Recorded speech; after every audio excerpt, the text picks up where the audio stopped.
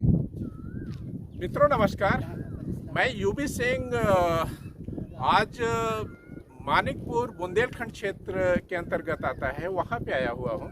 यहाँ एक गांव रेलवे जंक्शन से कुछ 4-5 किलोमीटर की दूरी पे है। तो यहाँ पे एक विशेष बात है कि यहाँ पे एक महिला मैकेनिक है जो कि हैंडपंप रिपेयर किया करती हैं। पूरे देश में आप जाएंगे तो बहुत ही रेयर इस तरह से केसेस मिलेंगे जहाँ पे महिलाएं फील्ड में उतर करके हैंडपंप को रिपेयर करती हों।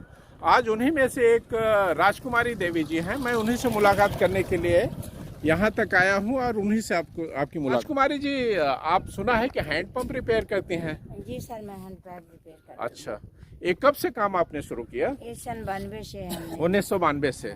अच्छा अच्छा, तो अभी तक तो आपने करीब हजारों की संख्या में इस तरह से ठीक ठाक कर दिया होगा। हजारों से ज्यादा ही किया। हाँ। बहुत सारा काम किया ओके। जब से हमने शुरू किया तब काफी काम किया। हाँ, इस चुनौती भरे काम को सीखने का अवसर आपको कैसे मिला? कैसे, जैसे कि 1992 से आपने शुरू किया, तो नॉर्मली इसमें तो ज़्यादातर जेंट्स लोग ही इस तरह के कामों को किया करते हैं, तो आपने कैसे शुरू किया? इसमें शुरू किया, हमारी दीदी माधवी दीदी थी जी, और आरती दीदी थी इलाहाबाद से। ओके। माधवी दीदी दिल्ली से थी। हाँ हाँ हाँ। और मिश्रा सर थे इलाहाबाद के, लेकिन वो समय कर्फ्यू में ड्यूटी उनकी थी, मेन जल निगम के थे वो। जी, तो आपको ट्रेनिंग वगैरह दी गई? हाँ, तो उन्हीं के जरिए हमको ट्रेनिंग मिली है इसमें।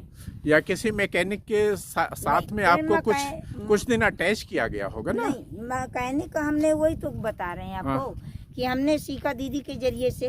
और मैकेनिक जल निगम के थे, हमको अच्छा, सिखाने वाले हाँ, थे। जी जी, उन्होंने आपको ट्रेनिंग हाँ, दे दिया। हाँ, और आपने अपने इस नए काम की शुरुआत कर दी। फिर जिम्मेदारी उसमें हमको दे दिया गया। हमको साइकिल भी वहाँ से मिली, सारा सामान भी मिला। अच्छा अच्छा, साइकिल से हम लोग जाते थे, अपना टूल किट साइकिल पे रख करके फिर उसी में जाते थे और वो बनाते। तो उस दौर में 1992 में कुछ रिपेयरिंग वगैरह के जो मेहनताना होता था, कितना मिला करता था? हमें उस समय कोई फर्क आया या उतना ही आज भी? बहुत फर्क है। उस समय हमें महीने में शुरुआत में मिलता था 50 रुपए। 50 रुपए, और काफी हमारी बहस भी हो जाती थी कि 50 रुपए। 1992 में तो 50 रुपए लगभग मजदूरी भी हुआ करते थे जी। हाँ। तो हमारी बहस हो जाती थी कि 50 रुपए में क्या होता है, इसमें हमारा नहीं पूरा पड़ता जी। तो लेकिन ये भी था कि नहीं, हमको सीखना है, आगे बढ़ना है जी।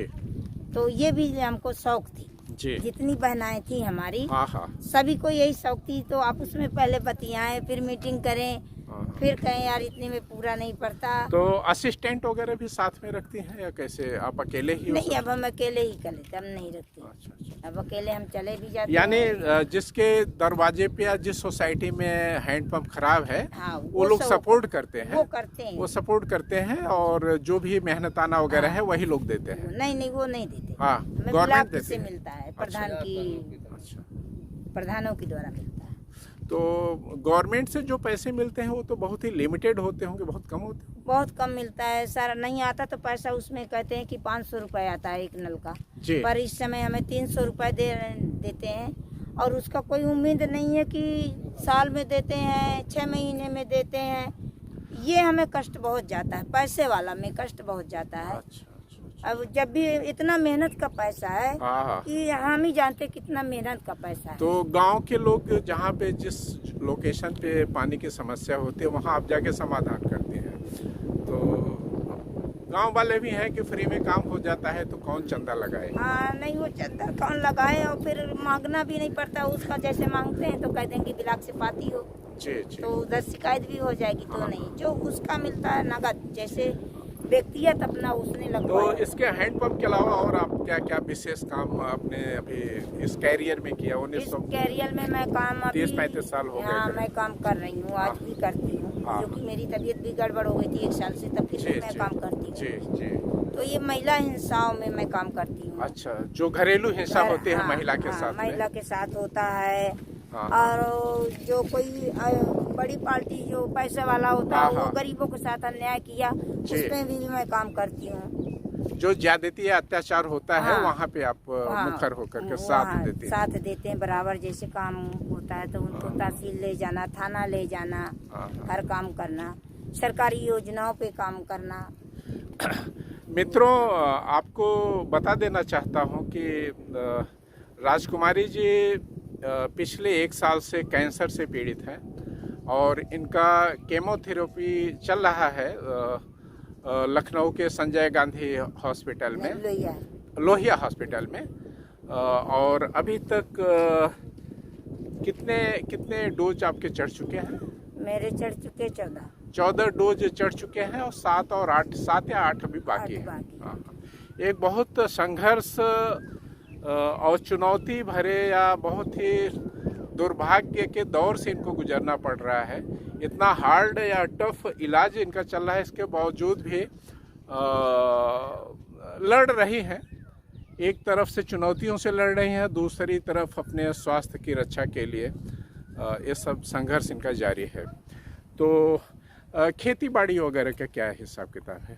खेती बाड़ी सर मेरे पास 7 बीघे है। हाँ, उसमें हम काम अपना खुद ही करते हैं। हाँ, और किसी का बटाई का भी ले लिए तो उससे भी काम करते हैं, बोते हैं। और सेकेंडली आपकी जो एक कॉलोनियाँ हैं मैं देख रहा हूँ, पूरे कच्चे घर ही हैं यहाँ पे A to Z, और टॉयलेट नाम का तो कोई नामो निशान नहीं। यहाँ जो भी प्रधान बनता है, हाँ, मैं इतने साल हो गया मुझे यहाँ, हाँ, मेरी शादी हुई है जी। सन 92 ही में मेरी शादी हुई थी जी जी। उसी साल से मैंने इसमें ज्वाइनिंग हुई। अच्छा। तो मैंने यहाँ तब से देखा कि जितने प्रधान बने हुए हैं कोई यहाँ मतलब कार्य नहीं हो रहा, और रहने का यहाँ जगह ही नहीं है। मेरी रिक्वेस्ट है यदि इसमें कोई भाई सुने भी और बहन भी सुने जी, तो मेरी मदद करे। मैं ये चाहती हूँ कि मेरा गांव एक अच्छा बने, रहने का उनको जगह मिले। रहने का खास करके जगह ही नहीं है, बिल्कुल नहीं। इतनी पीड़ित यहाँ होते हैं लोग, काफी कंजस्टेड है। हाँ। और विस्तार के ऑप्शन नहीं है यहाँ पे। ओके। तो यहाँ कोई रहने का भी जगह नहीं है, ना कोई इसमें वो भी मिलता, लाभ भी नहीं हो रहा।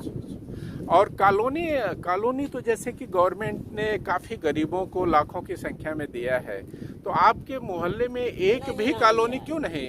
एक भी कॉलोनी मैं यही कहना चाह रही हूँ कि यहाँ 8-10 लोगों की कॉलोनियाँ आई हुई हैं। मैं पिछले पंचवर्षीय में भी थी वार्ड मेंबर जी, और इस पंचवर्षीय में हूँ वार्ड मेंबर। लेकिन मेरी आवाज यदि इसमें सुन रहे हैं कोई भी तो सुनिएगा और इसमें गौर करेंगे कि कहा जाता है कि वार्ड मेंबर जब प्रधान बन जाता है तो वार्ड मेंबर सदस्य माने कुछ नहीं। तो मैं इसी में एक तो मेरा टेंशन हो जाता कि जब बनता है तो प्रधान का जरूरत बनती, फिर उसके बाद नहीं बनता। जी। तो क्यों नहीं उसका महत्व होता। दूसरी चीज, यहाँ 8-10 लोगों को आवास आई भी है तो वो कट के किसी और को दे दिया गया, जो कि पात्र बेहतरी की आई है। गरीब यहाँ सभी हैं, आप देख भी रहे हैं, और जगह भी नहीं है रहने का, सब कुछ नहीं है, तो उनकी क्यों काट के किसी और को दे दिया? इसमें गौर करें वो कि कैसे हुआ। और अभी मैं एक बार जाऊंगी वहाँ, मुझे जाना है, DM के पास भी जाना है थोड़ा। इस बार मैं परसों जाऊंगी। तो आपका तो डिस्ट्रिक्ट चित्रकूट वगैरह आता है? जी। और मैं देख रहा हूँ जैसे कि ये लो लाइंग एरिया है, पूरे एरिया में पानी भर जाता है, तो आप लोगों को आने जाने क्या अप्रोच भी तो पानी में शायद डूब जाता होगा? ये रोड वगैरह जो है, ये रोड पूरी डूब जाती है। तो फिर किधर से आते हैं आप लोग? वो जो फिर इधर से जाते थे। अच्छा। तो वो जो बना हुआ नीचे पुल बना हुआ है, अधूरा बना हुआ। हाँ। तो उसमें भी दुर्घटनाएं ही काफी होती हैं, बाइकें फिसल जाती हैं और वो वाहन नहीं आ पाते हैं जी।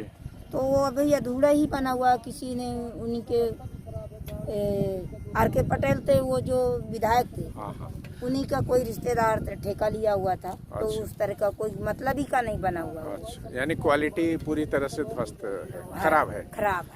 और सेकेंडली ये बताइए आपका गांव का नाम क्या है और ये एड्रेस क्या है? इसका मैं एड्रेस बताती हूँ। मैं मानिकपुर और ग्राम पंचायत चुरे कसरुआ मजरा चमरौरी डांडी। अच्छा। ब्लॉक मानिकपुर, तहसील मानिकपुर। अच्छा। ओके। तो मित्रों, ये रहे राजकुमारी। आज मुझे इनके गांव में आना हुआ, और ये हैंड पंप मैकेनिक भी हैं साथ में, और इसके अलावा तमाम सामाजिक न्याय की लड़ाई लगातार लड़ रहे हैं। आशा करता हूं कि मेरा वीडियो आपको पसंद आएगा। कृपया मेरे चैनल को लाइक और सब्सक्राइब अवश्य करें। नमस्कार।